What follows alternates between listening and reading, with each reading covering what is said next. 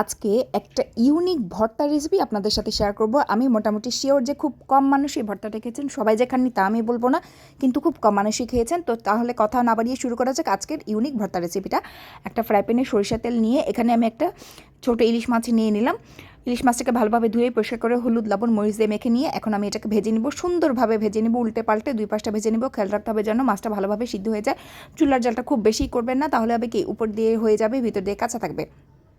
যাই হোক, মাছটা আমার কিন্তু ভাজা হয়ে গিয়েছে, উল্টাপাল্টা দেখতেই পাচ্ছেন লাল লাল হয়ে গেছে। আর ইউনিক যে কথাটা বললাম সেটা হচ্ছে করলাটাকে আমি একটু মোটা করে কেটেছি। আমরা সাধারণত ভাজির জন্য যেভাবে কাটি সেভাবে না, তার থেকে একটু মোটা করে কেটেছি। করলাগুলোকে ভালোভাবে ধুয়ে আমি কেটে নিয়েছি, তারপরে হলুদ আর লবণ দিয়ে মেখে এখন ভেজে নিচ্ছি। তো মাছটাকে তুলে নিব, যেহেতু মাছটা ভাজা হয়ে গিয়েছে। আর করলাগুলোকে সুন্দরভাবে তেলের মধ্যে বিছিয়ে দিব।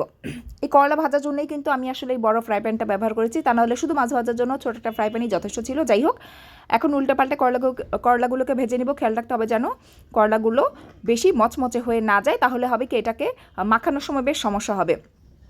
খেয়াল রাখবেন করলাগুলো সিদ্ধ হয়ে গেলেই কিন্তু আপনি এটাকে তুলে নেবেন। তো আমি উল্টে পাল্টে দুইটা পাশই সুন্দরভাবে ভেজে নিচ্ছি।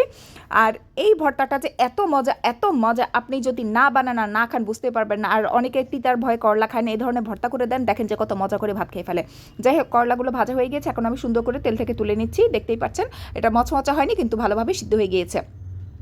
এখন ভাজা মাছটাকে আমি একটা হামাল দস্তার মধ্যে নিয়ে নিচ্ছি। আমি একটু হামাল দস্তা দিয়ে এটাকে ছেঁচে নিব, তাহলে মাছের যে কাঁটাগুলো সেগুলো বাছতে বেশ সুবিধা হয়। আমি মাছ ভর্তা করতে আসলে এভাবেই একটু হামাল দস্তা দিয়ে ভেঙে নিই, তাহলে কাঁটাগুলো সুন্দর করে তুলে ফেলা যায়। আপনি একটা গ্লাসের সাহায্যেও কাজটা করতে পারেন। দেখেন ভয়েস দিচ্ছি, তখনই মনে হচ্ছে যে আরেকবার যদি খাই, কারণ ভর্তাটা আসলে শেষ হয়ে গিয়েছে। তো সুন্দরভাবে আমি কাঁটাগুলোকে বেছে নিচ্ছি। অবশ্যই ভালোভাবে বেছে নেবেন। আমি কিন্তু 2-3 বার চেক করে নিয়েছিলাম যে ভালোভাবে আমার কাঁটাগুলো বাছা হয়েছে কিনা, তা না হলে গলার মধ্যে আটকে এটা ডাক্তারের কাছে আর হসপিটালে দৌড়াদৌড়ি করতে হবে। যাই হোক, সুন্দর করে কাঁটাগুলো বেছে নেওয়ার পর এখন এই ভর্তার মধ্যে যে পেঁয়াজগুলো দেবো সেটাকে আমি আবার হামাল দস্তার মধ্যে নিয়ে নিলাম। একইভাবে আমি এটাকে একটু ছেঁচে নিব, একদম ভর্তা করা যাবে না, হালকা করে ছেঁচে নেবেন, তাহলেই আপনি এটার আসল স্বাদ পাবেন।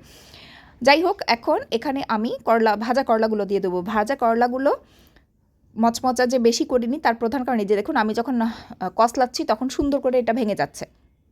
যদি বেশি আপনি এটাকে মচমচা করতেন তাহলে কিন্তু ভর্তার স্বাদটা ভালো হতো না।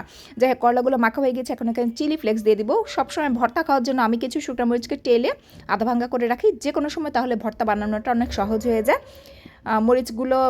মরিচটা কতটুকু দিবেন সেটা আপনার নিজস্ব পছন্দের উপর। লবণ দিয়ে দেবো, স্বাদ মতো লবণ, তবে লবণটা বুঝে দিতে হবে, কারণ মাছের মধ্যে এবং করলা ভাজির মধ্যে কিন্তু লবণ দেওয়া ছিল, সেই অনুপাতে লবণ দিবেন। দিয়ে দেবো ধনিয়া পাতা কুচি, আর দিয়ে দেবো সরিষার তেল, যেটা ছাড়া ভর্তা পুরোটাই অসম্পূর্ণ। খুব ভালোভাবে চটকে এটাকে মাখিয়ে নিতে হবে। আর এই পর্যায়ে লবণ আর ঝালটা চেক করে নেবেন। বিশ্বাস করেন, ভাতের সাথে, গরম ভাতের সাথে শুধু খেয়ে দেখেন কি কি খেলেন। আচ্ছা, যাই হোক, আপনারা এই ভর্তাটা অবশ্যই বানিয়ে দেখবেন। সবাইকে অসংখ্য